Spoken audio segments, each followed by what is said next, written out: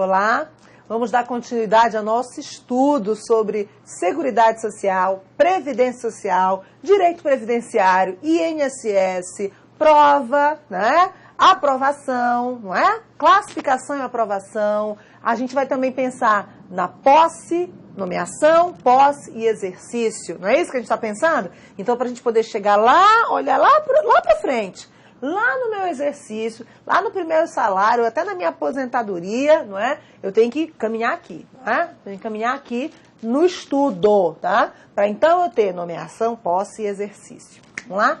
Princípios da Seguridade Social, é isso que a gente está vendo.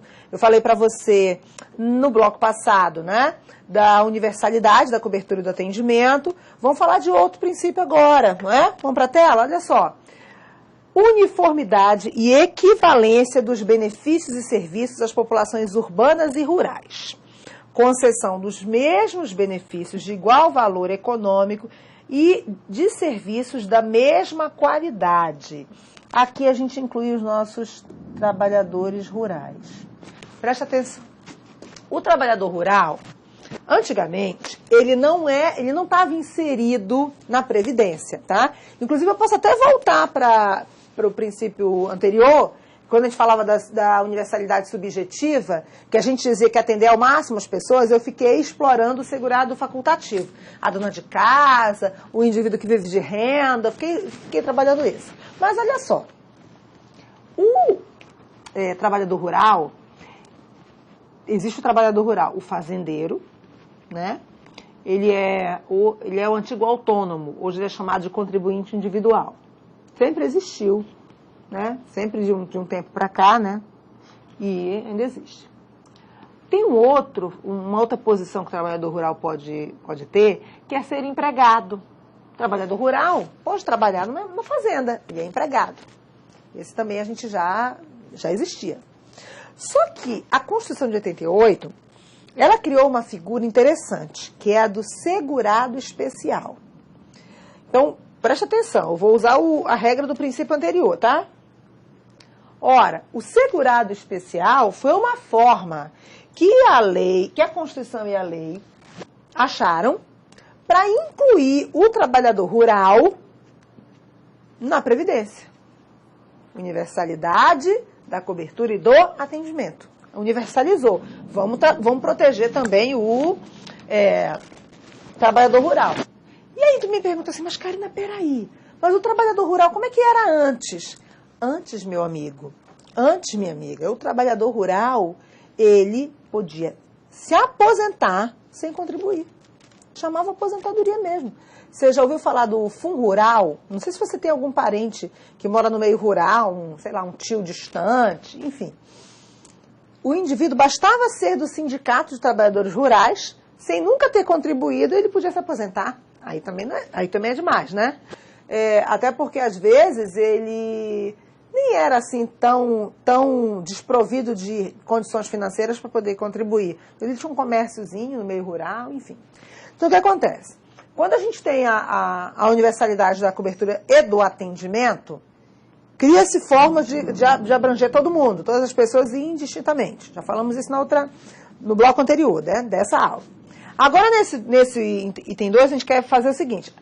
O trabalhador rural já foi incluído, já é segurado especial. Agora vamos pensar nele. Princípio, vamos ler.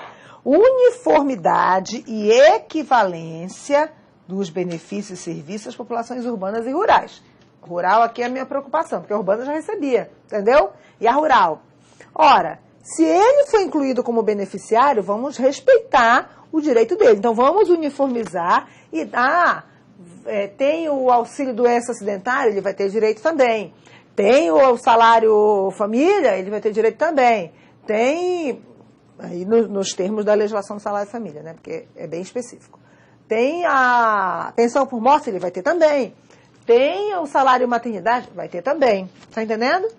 Só que, como é que esse trabalhador rural contribui? Não é? A equivalência dos benefícios vai ser no valor? Sim, mas vai estar relacionada com a contribuição.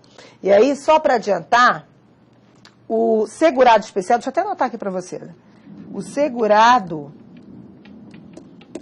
especial, ele contribui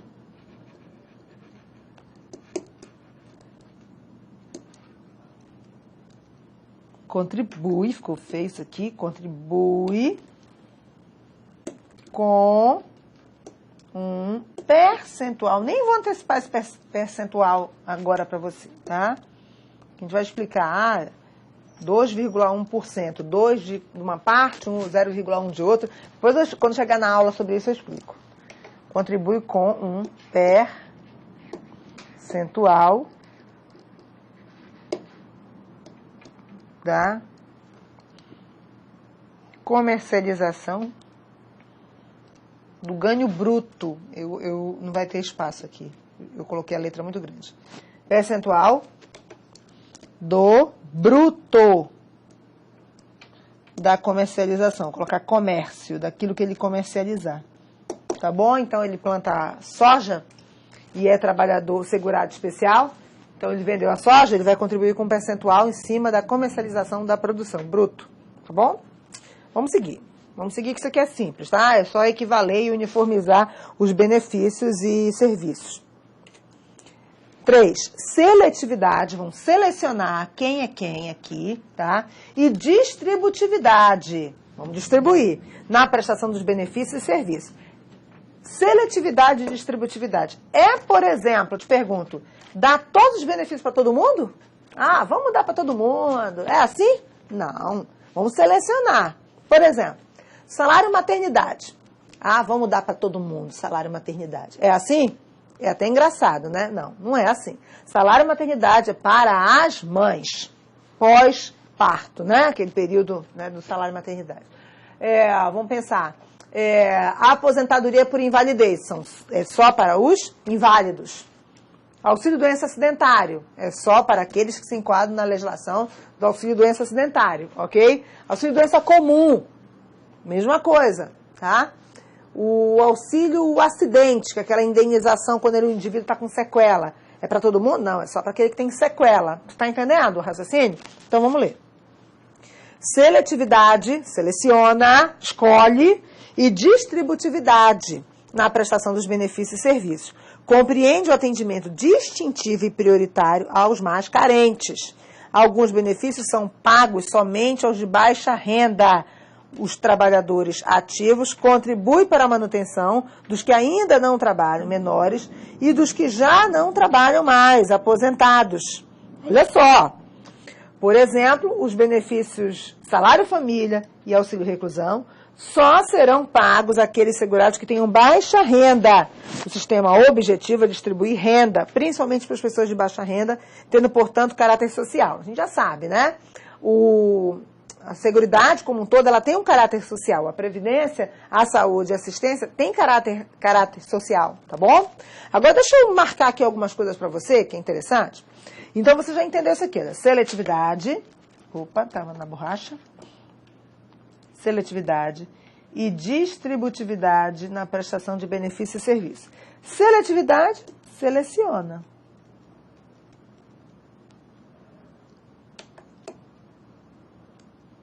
Só um instantinho. Seleciona. Distributividade, distribui.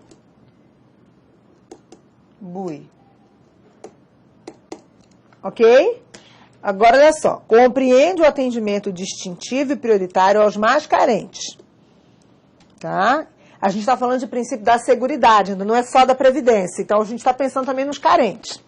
Alguns benefícios são pagos somente aos de baixa renda. Os trabalhadores ativos, eles contribuem para a manutenção dos que ainda não trabalham, os menores, e dos que já não trabalham mais, os aposentados, tá bom? Por exemplo, o benefício do salário família e do auxílio reclusão só serão pagos àqueles segurados que tenham baixa renda. O sistema objetivo é distribuir renda, principalmente para as pessoas de baixa renda, tendo, portanto, caráter social. Deixa eu contar uma coisa para você. Você já viu, eu digo que é lenda urbana, né? O direito é cheio de lendas urbanas. Você já viu uma história de que, o indivíduo é traficante, é preso, não, eu já vi, assim, histórias engraçadas. Como a gente trabalha, é igual, talvez, médico ouvindo as teorias que as pessoas inventam sobre medicina, né? Ou enfim, era assim, o traficante arranja um monte de mulher lá na área onde ele domina, aí um dia ele é pego pela polícia. E essas várias mulheres do traficante, que é igual, né? Igual aqueles países que tem várias mulheres, né? As várias mulheres do traficante têm vários filhos, ainda vão receber auxílio reclusão. Você já ouviu falar essa historinha da carochinha, né?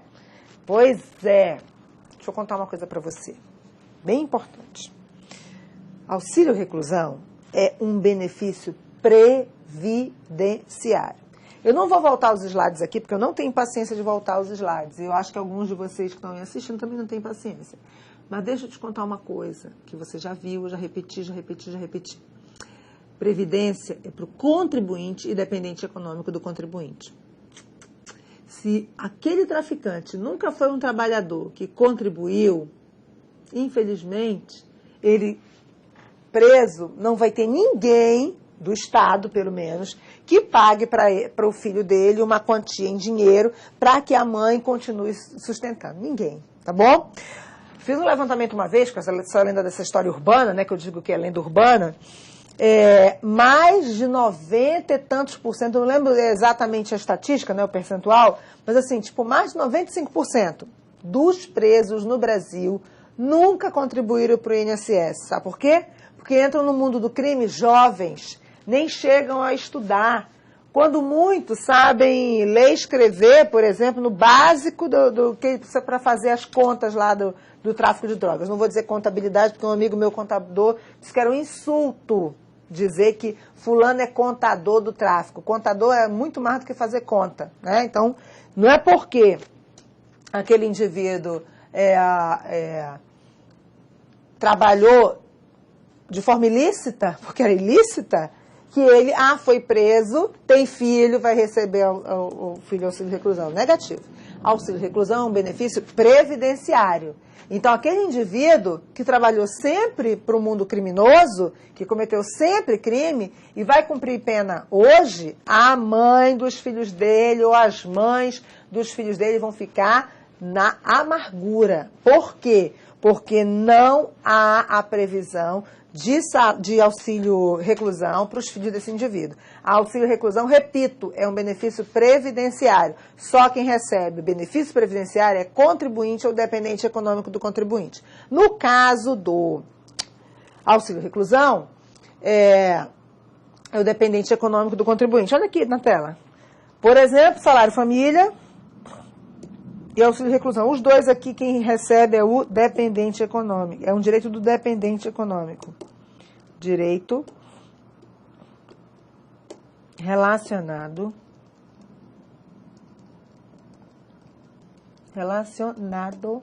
com o dependente. Tá bom?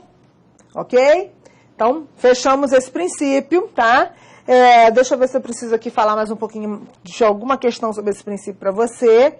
Não, tá? Vou fechar esse bloco com você. E aí, no próximo bloco, a gente tem mais princípios para você. Então, presta atenção. Quando eu falo de princípio e a Constituição fala de objetivo, não fique com dúvida, porque um ou outro termo sobre esse assunto, numa pergunta de prova, não vai gerar a anulação da questão. Há mesmo uma corrente doutrinária forte, vários autores que usam essas expressões, ora como princípio, ora como objetivo. Se viessem nos termos da Constituição, blá, blá, blá, blá, blá, blá, aí nos termos da Constituição é como está escrito na Constituição. Aí como está escrito, a gente vai ver lá objetivos. Mas nada impede que a banca use o termo princípios, ok? Vou fechar com você esse vídeo e vou te convidar para clicar no próximo vídeo, porque tem mais princípios, tá bom?